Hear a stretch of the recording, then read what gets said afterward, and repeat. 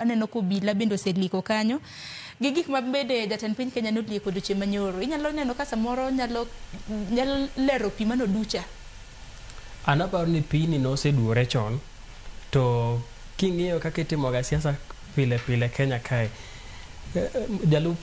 jalup ker machon en osetemo kunjo jogene mondo kik dhiyo.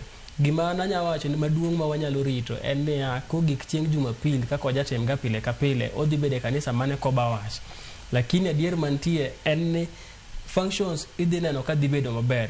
Ji dhi bedo, to kendo adier bende ma nyaka to ang' iwinjie achiel ariyo moko, nyaka ang' iwinj wer manyien mar Ruto Must Go ka be igoyo kuondego. To thothne to pare no sechiwne gi siem. Dong jamadar no sechiwne gi siem ni Ruto Must Go no. Siem tibro chiu, lakini siem ok dhi dino dho ji ei romo, nikech ing'eni gi chodhi bedo ji nie unji, en rally maduong'. Koro thothne iyudo ka waziri gi giming'eni ng'at kato no mi responsibility ne governors mabe pod nigi sirikal, ng'at kato no sekon ni mobilize jadi, to joge nigo timanage gi nang'o, ting'ene gin ng'a gini. Koro idhi yudo ka mobilization pod dhi timore mana maber chuth, nikech nitiere jotelo mamoko mung'eyo ni kata kaponi jalup ker machon nogol, to jogwen gi pod dwaro maendeleo, to mae opportunity kende ma gin godo. Koro gidhi timo juu chini, makata kuponi ground and hostile manade ne ker, to gidhi wuo gi jogi kon gini, kata kuponi ng'ani ok udware, gie seche gi to waore aoya mondo chopi, mondo miwa gimo nyalo miyowa, to kabro gik sakura to bro go e kiun.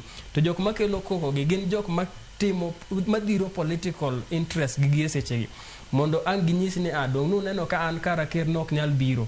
To mani ng'eni gidhiro mana agenda gi giwegi ma ok mar jopiny. To jok madhiro agenda mar jopiny nyaka wang' ne mobilize, makata ka gikono ji ni wuondu kata mana wang' wendo ni yes, ero dwar to kudware ga, lakini kawuono en wendo ang' ni ted ne ateda mondo chiem. To koro kata ka ang' wuok bang'e, to koro iwacho ni an wendo no ok adware, lakini gima no kelo ni chatise kawo mikano. Apa ni mane gima bro timore. To weche mabende jatend piny Kenya nolieko duche manyoro bende kotende kod mane jalupne Dhiwa Chiang'. Gik mano wacho kaluwore kaka ne gichako were gi jalupne, aparo ni ker osebedo jamakosa kaka otimo gigene, nikech king'iyo kaka jogi nochako were, i realize ni gima ne dhi mbele e wang'wa kaka jopiny opogore gi gima ne dhi mbele irgi e tok tent. Nikech aparo ni sama nokuong kel motion mokwongo kowacho ni no rescue, ne wan kata kodu kae ma wa discuss the legal issues ni ang'o momiyo gini otere Senate, to wawacho ni gini ok nyal dhi through e Senate, ma gikone to nogore piny. To nakoni kae ni kamoro amora mantiere iro mach nyaka bedi. Ema nomiyo wasechako neno iro, lakini mach to bebni gi piny. Nikech seche ka ne joka test ne gitemo pi gikono mongatana ni tera ne gini e Senate, to kose tere Senate to dhi chope headline. To kose chope headline to dhi winjo ni jopiny wachango, to wabunge mamoko to wachango. Kaso koro kuro to bedo off-flop, to kwase winjo ni wan gi strength, to koro ikawe tikele National Assembly kamonego bede. Tingeni ka banka no se tere kamano endo, mobedo withdrawn, mogore pinye Senate.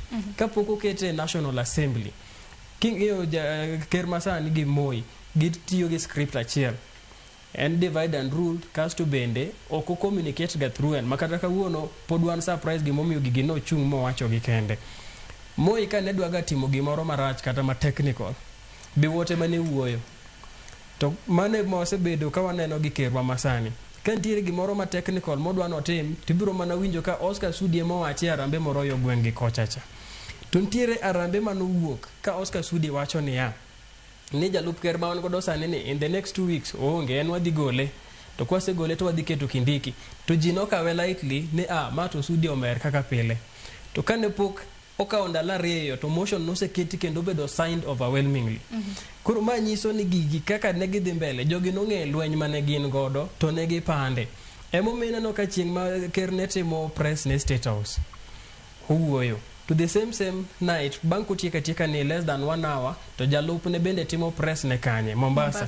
To gik manowacho ka, gin gik ma en speech manondiki chon, nikech nineno ka ochako antagonize gik machalo NIS gini. Macha speech manondiki chon ma en noikore ka ebo ng'eyo ni ker be dhi wuoyo. Maiso ni jogi nochako dhawo chon ka pod wan wakia, ka gini pok nowuok oke media. To ne gilarango, ineno ka kombe, kaka nomigi mang'eny moingowa. to ntiere seche ma osewuok oko jalup ker machon kokono jogi ni ng'eni an sama nadhi kae nabagen aparo ni nowacho ni nodwaro kombe 10 to miye mana 8 koro aparo ni grid no be nosebedo ka kelo shida kae to jopiny ne pod kia koro mae to ma duoko back e point mana koni ni makosa ni nochako timore sama migosi Ruto noyiero migosi Gachagua kaka deputy ne moko ng'iyo ni to ng'ama kawo ni kite chalo nade to bo nyalo ringo gi sirikal nikech kaka koro sani ok inyalo wacho ni ng'ama ne nigi interest mar ji e chuny adier nyalo tamore ni gin ok gidwar maendeleo ma president dwa tero aparo ni